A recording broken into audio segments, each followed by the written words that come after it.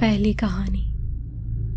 کچھ عرصہ پہلے میں ایسے گھر میں رہتی تھی جس کے پیچھے والے حصے سے ایک ہائیکنگ ٹریل گزرتا تھا جہاں بہت سارے لوگ آ کے ہائیکنگ کیا کرتے تھے۔ ایک رات مجھے بہت ہی عجیب سا خواب آیا۔ میں نے دیکھا کہ ایک بوڑھی عورت میرے کمرے میں آئی ہے اور مجھے اٹھانے کی کوشش کر رہی ہے کہ میں کسی طرح گھر سے باہر آؤں۔ اس خواب نے مجھے اٹھا دیا۔ میں اپنے کمرے سے باہر گئی، کچھ پانی وغیرہ پیا، پھر کمرے میں آ کے میں نے اپنے کمرے کا پنکھا بند کیا کیونکہ بہت سردی تھی رات میں، اور پھر دوبارہ سے میں سو گئی۔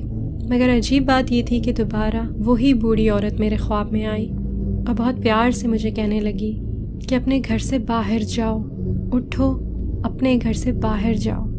میں خواب میں مسلسل اسے یہی کہے جا رہی تھی کہ مجھے باہر نہیں جانا، باہر بہت سردی ہے، پر وہ کانسٹنٹ مجھے پیار سے یہی کہے جا رہی تھی کہ نہیں، تمہیں باہر جانا ہے، باہر جا کے دیکھو۔ خیر دوبارہ پھر میری آنکھ کھل گئی۔ جب میری آنکھ کھلی تو میں نے دیکھا کہ کمرے کا پنکھا پھر سے کھلا تھا۔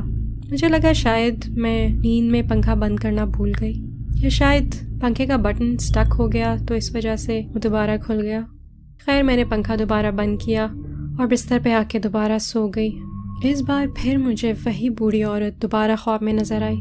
فرق صرف اتنا تھا کہ وہ پہلے سے بھی زیادہ بوڑھی لگ رہی تھی اور کافی غصے میں بھی تھی۔ وہ بری طرح خواب میں مجھ پہ چلا رہی تھی، اٹھو، اپنے گھر سے باہر جاؤ، باہر نکلو، باہر جا کے دیکھو۔ پھر میں خواب ہی میں اٹھی اور اس کا پیچھا کرنے لگی۔ وہ آگے آگے جا رہی تھی اور میں اس کے پیچھے پیچھے اپنے گھر کے ہال وے تک پہنچ گئی۔ جیسے ہی میں اپنے گھر کے ہال وے میں پہنچی، وہ بوڑھی عورت اچانک غائب ہو گئی۔ پھر گھبرا کے میری آنکھ کھل گئی اور میں یہ دیکھ کے حیران رہ گئی کہ میں اصل میں اپنے گھر کے ہال وے میں کھڑی تھی۔ زندگی میں آج تک میں کبھی نیند میں چلی نہیں، نہ ہی مجھے نیند میں چلنے کی بیماری ہے، پر اس رات میں واقعی میں نیند میں چل کے اپنے گھر کے ہال وے تک پہنچ چکی تھی۔ گھبرا کے میں واپس اپنے کمرے میں آئی تو میں نے دیکھا کہ میرے کمرے کا پنکھا پھر سے کھلا تھا۔ گھبراہٹ کے مارے میں پوری پسینوں میں بھری ہوئی تھی۔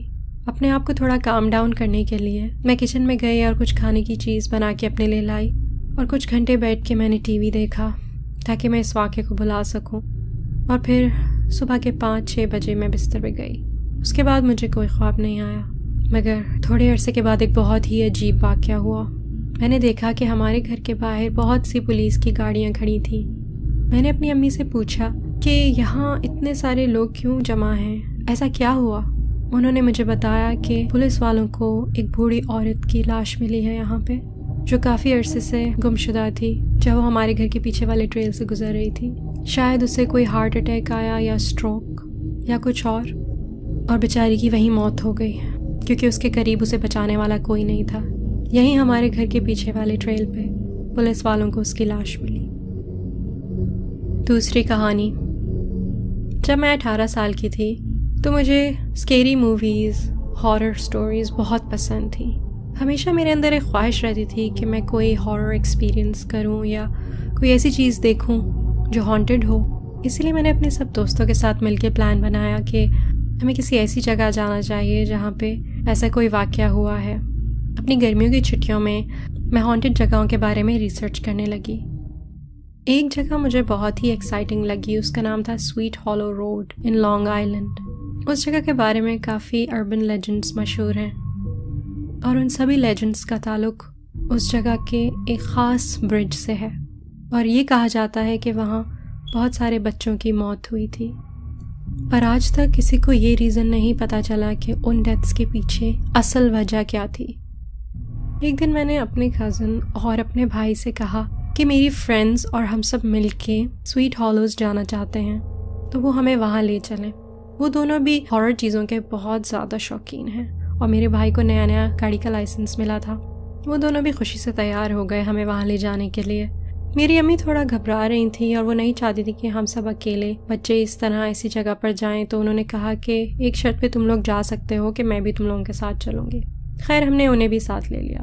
پھر فائنلی جب ہم اس ہانٹڈ برج کے پاس پہنچے تو ہم سب بہت ایکسائٹڈ تھے کہ کچھ ہوگا، ہمیں کچھ نظر آئے گا، مگر ہمیں ایسا کچھ بھی نہیں ملا وہاں پہ، نہ ہی ہمیں کوئی ایسی عجیب سی چیز نظر آئی۔ تو صرف ایک ہی عجیب واقعہ ہمارے ساتھ یہ ہوا کہ جب ہم اس روڈ پہ پہنچے جو کہ برج کے پاس تھا، وہ بہت ہی زگ زیگ شیپ کا تھا۔ اس روڈ پہ جب ہماری گاڑی گزر رہی تھی تو ہماری گاڑی کی ٹکر ایک درخت سے ہوتے ہوتے بچی۔ خیر ہم سب نے سوچا کہ ہمارا یہ ٹرپ تو بس ایسے ہی ویسٹ گیا، مگر پھر ایک بہت ہی عجیب واقعہ ہوا ہم سب کے ساتھ۔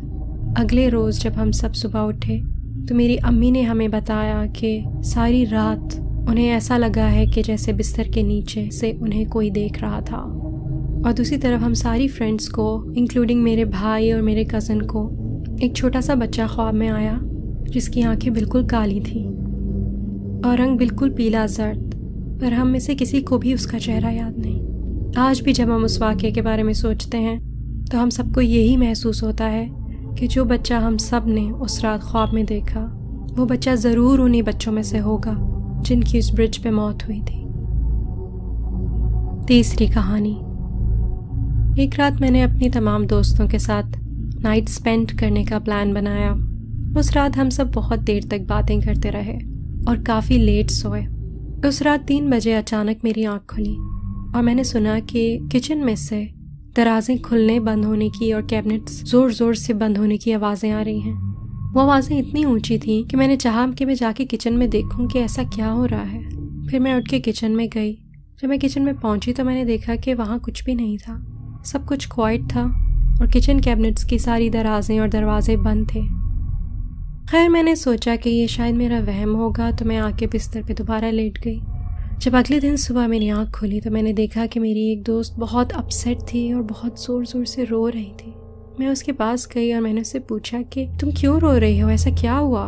وہ مجھے کہنے لگی کہ رات میں اچانک میری آنکھ کھلی اور مجھے صاف صاف لوگوں کی باتیں کرنے کی آوازیں آ رہی تھیں، اور وہ آوازیں کچن سے آ رہی تھیں، ایسے جیسے کچھ لوگ آپس میں باتیں کر رہے ہوں کہ اب ہماری یہاں ضرورت نہیں ہے، اب ہم ان کی زندگیوں میں چلے جائیں گے اور ان کی زندگیاں ہماری زندگی بن جائیں گی۔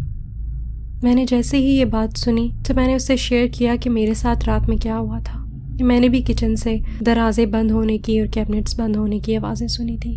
آج بھی جب مجھے اور میری دوستوں کو یہ واقعہ یاد آ جاتا ہے ہم بہت بری طرح ڈر جاتے ہیں کہ وہ کون تھے اور ایسا کیوں کہہ رہے تھے۔ اگر آپ کو میری آواز میں کہانیاں سننا پسند ہیں تو پلیز میرا چینل سبسکرائب کیجیے اور لائک کیجیے تاکہ میں یہ چینل مزید کنٹینیو کر سکوں۔